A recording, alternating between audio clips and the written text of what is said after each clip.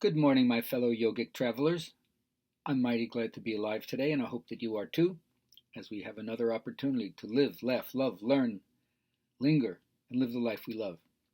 So, sharpening the edge is another way of talking about taking your practice to the next level, or at least keeping up, because sometimes you make breakthroughs at the beginning of your practice, and then you have to maintain at least that same level, otherwise, you're going to backslide. Let alone, are you going to move to another level because everybody wants to go further, right? That's one of the ideas. Until you let go of getting further, going beyond, right? That just becomes a concept, and you're really left in the here and now. And I always say yoga is defined in the West as relationship, right? Relationship is the yoga of the West. That means your daily life is your main path, and the stuff that drives you nuts about your life is your koan. Insoluble, right? But yet you work at it on an ongoing basis. And then if you're lucky enough, you make yoga an addition. It becomes supplemental and complementary to you. Now, it's true that nothing shoves sheer fact in your face as much as a good yoga class to show you where you're not, or an honest relationship that mirrors back to you a lot of what you don't want to see about yourself.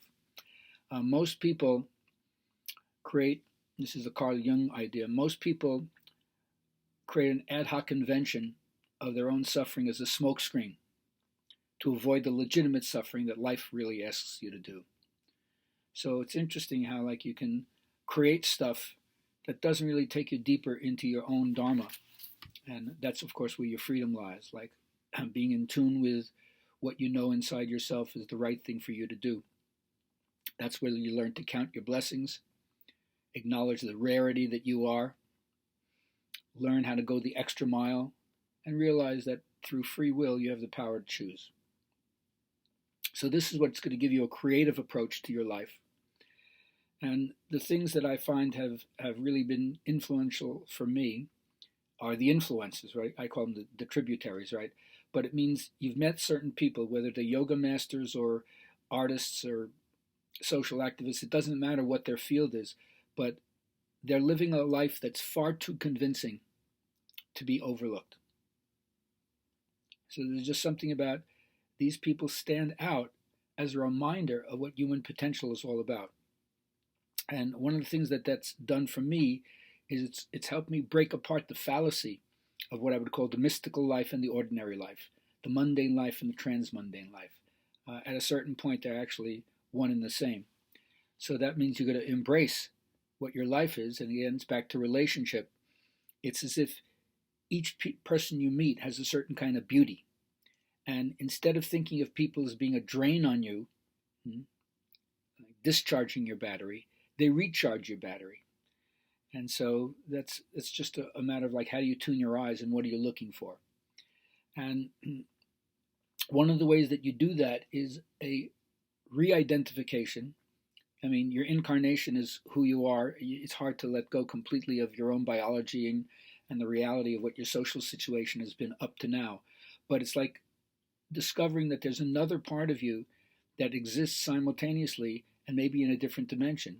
And so one teacher would pose the question to me this way: do you say to yourself, I am, or I have cancer, or I am the self? That's what I call putting a different frame around the picture. If the frame around the picture is I'm a rat in a maze, then no matter what the details of your life are, specifically and subjectively, notice how that makes you think about everything.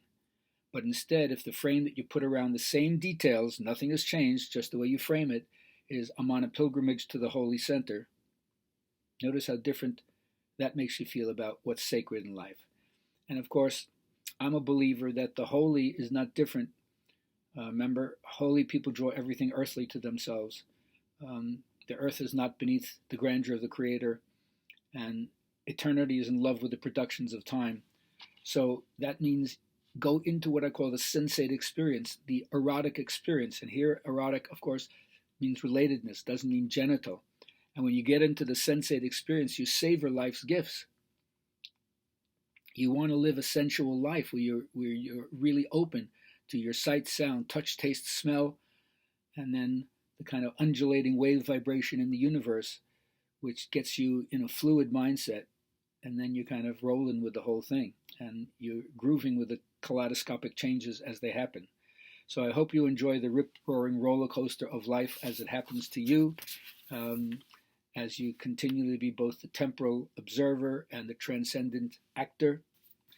And remember that if you're going to find what the American Dharma is, there's only so far you can have things explained to you. Like we say, asana can be demonstrated and explained, pranayama can be explained and partially demonstrated, but meditation can only be explained.